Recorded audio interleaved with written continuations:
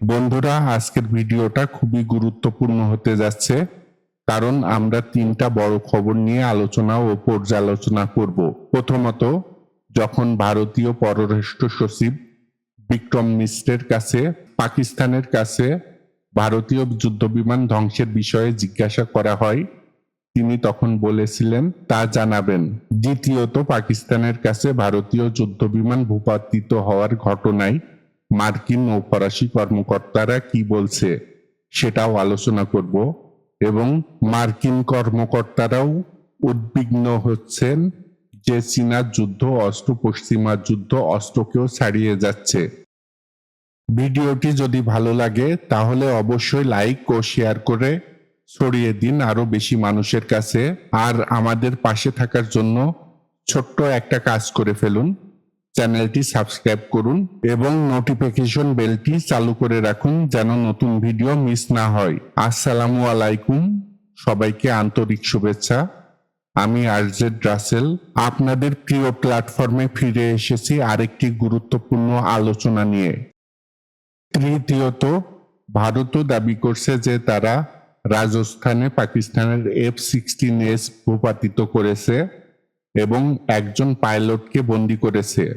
এবং সবচেয়ে গুরুত্বপূর্ণ, ভারত পাকিস্তান সংঘাত নিয়ে মার্কিন উপরাষ্ট্রপতি কি বলেছেন।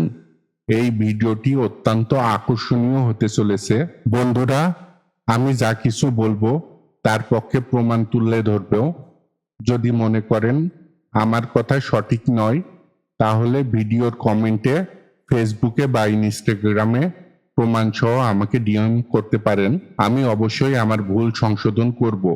বন্ধুরা, অনেকেই ভিডিওগুলো দেখেন কিন্তু সাবস্ক্রাইব না করেই চলে যান। দয়া করে সাবস্ক্রাইব করতে ভুলবেন না।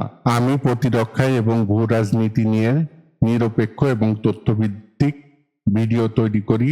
আমি আমার কন্টেন্ট সমর্থন করার জন্য সংবাদ প্রবন্ধ প্রমাণ হিসাবে উপস্থাপন করি, তাই দয়া করে সাবস্ক্রাইব এবং ভিডিওটি লাইক ও কমেন্ট করুন। পাকিস্তানে ভারতের দ্বিতীয় হামলা, যা ছিল একটি ড্রোন হামলা, তার 72 ঘন্টারও বেশি সময় পেরিয়ে গেছে। গতদিন যখন আমি একটি ভিডিও তৈরি করছিলাম, আমি উল্লেখ করেছিলাম যে পাকিস্তান দাবি করেছিল যে তারা ভারতের থেকে আসা 29টি ইসরায়েলি তৈরি হোপার লাইটিং মুনিশন ইন্টারসেপ্ট করেছে এবং তার প্রমাণ হিসেবে ভিজুয়ালাইজ প্রমাণও দিয়েছে। এরপর ভারতীয় কর্মকর্তারা, অর্থাৎ ভারতীয় সরকার এবং সামরিক নেতৃত্ব এই দাবি মেনে নিচ্ছিল না। তবে আজ ভারতীয় পররাষ্ট্র সচিব বিক্রম মিশ্রি নিশ্চিত করেছেন যে ভারত পাকিস্তানে ড্রোন হামলা করেছে, কারণ পাকিস্তান আগেই ভারতের পাঞ্জাবে ড্রোন আক্রমণ চালিয়েছিল। তার মতে এটি ছিল একটি প্রতিশোধমূলক রিটালিয়েট আক্রমণ। তবে পাকিস্তানি কর্মকর্তারা এই বক্তব্য প্রত্যাখ্যান করেছে। বন্ধুরা, এই চলমান ভারত পাকিস্তান সংঘাতে প্রকৃত খবর পাওয়া অত্যন্ত কঠিন।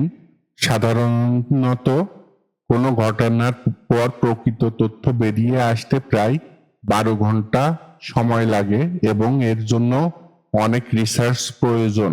এখন ভারত দাবি করছে যে তারা ভারতের পাঞ্জাবে পাকিস্তানি ড্রোন ধ্বংস করেছে, কিন্তু এখনো পর্যন্ত এমন কোনো প্রমাণ পায়নি। কোনো ড্রোনের অংশ, কোনো ভিজুয়াল কিছুই প্রকাশ করেনি। যদি কারো কাছে কোনো প্রমাণ থাকে, দয়া করে আমাকে ভিডিওর কমেন্টে ফেসবুকে বা ইনস্টাগ্রামে প্রমাণসহ ডিএম করুন। এখন চলুন ভারতীয় পররাষ্ট্র সচিব প্রেস কনফারেন্স নিয়ে কথা বলি। প্রেস কনফারেন্স চলাকালীন একজন সাংবাদিক তাকে প্রশ্ন করেন, পাকিস্তান দাবি করছে যে তারা 5টি ভারতীয় যুদ্ধবিমান ভূপাতিত করেছে। এ বিষয়ে আপনার প্রতিক্রিয়া বা মতামত কি? পাকিস্তান কি আসলেই 5টি ভারতীয় জেট ধ্বংস করেছে না করেনি? অনুগ্রহ করে হ্যাঁ বা নাতে উত্তর দিন। বিক্রম মিস্ত্রি জবাবে বলেন, এই বিষয়ে আপাতত কোনো মন্তব্য করা হবে না। তিনি বলেন, ভারতের যুদ্ধবিমান ভূপাতিত হয়েছে কিনা সে বিষয়ে সঠিক সময়ে উত্তর দেওয়া হবে। আপনারা নিজেরাই তার বক্তব্য শুনে নিতে পারেন তিনি ঠিক কি বলেছেন। তাই বন্ধুরা, ভারতীয় পররাষ্ট্র সচিবের এই বক্তব্য থেকে এটা স্পষ্ট যে তিনি মিথ্যা বলতে চান না, কারণ যদি ভারতীয় যুদ্ধবিমান ভূপাতিত না হতো তাহলে তিনি সরাসরি বলে দিতেন। তার এই নীরবতা ইঙ্গিত দেয় যে সত্যি জেটগুলো ভূপাতিত হয়েছে। দেখুন, কোন দেশের পররাষ্ট্র মন্ত্রী বা পররাষ্ট্র সচিব খোলাখুলি মিথ্যা বলতে পারে না, কারণ এ ধরনের কর্মকর্তারা জাতিসংঘে তাদের দেশকে প্রতিনিধিত্ব রিপ্রেজেন্ট করে। তাই আমি বিশ্বাস করি আমার ভারতীয় বন্ধুরা এখন তাদের প্রমাণ পেয়ে গেছেন যে যুদ্ধবিমান সত্যি ভূপাতিত হয়েছে। এখন আসি দ্বিতীয় সংবাদের দিকে, যা এসেছে বিবিসির একটি প্রতিবেদনে। একটি সংস্থা যাকে অনেক সময় ভারতপন্থী হিসেবেও বিবেচনা করা হয়, তারা রিপোর্ট করেছে যে তারা একটি রাফাল যুদ্ধবিমানের ধ্বংসাবশেষের প্রমাণ পেয়েছে। বিবিসি ভেরিফাইয়ের মতে একটি ক্লিপ তারা জিওলোকেট করেছে ভারতের পাঞ্জাব রাজ্যের ভাটিন্ডা শহরের কাছে একটি মাঠে, যেখানে সৈন্যদের একটি ভূপাতিত যুদ্ধবিমানের ধ্বংসাবশেষ সংগ্রহ করতে দেখা গেছে এবং বিশেষজ্ঞদের মতে সেটি একটি জেট বিমানের ধ্বংসাবশেষ। আমরা একই স্থানে রাতের বেলায় ধারণ করা আরো দুটি ক্লিপ শনাক্ত করেছি। একটিতে মাঠে ধ্বংসাবশেষ দেখা যায়, আরেকটিতে আকাশে একটা প্রজেক্টাইল আগুন ধরে যায় এবং পরে খোলা মাঠে আগুন জ্বলতে দেখা যায়। জাস্টিন ক্রম, যিনি একজন প্রাক্তন ব্রিটিশ সেনা কর্মকর্তা এবং বর্তমানে রিস্ক ইন্টেলিজেন্স প্রতিষ্ঠানে টিউবলিন পরিচালনা করছেন, তিনি বিবিসি ভেরিফাইকে বলেছেন যে ধ্বংসাবশেষটি ফরাসি তৈরি একটি আকাশ থেকে আকাশের ক্ষেপণাস্ত্রের, যা মিরাজ 2000 এবং রাফেল উভয় যুদ্ধ বিমানেই ব্যবহৃত হয় এবং এই দুটি ভারতীয় বিমান বাহিনীর পরিচালনাধীন।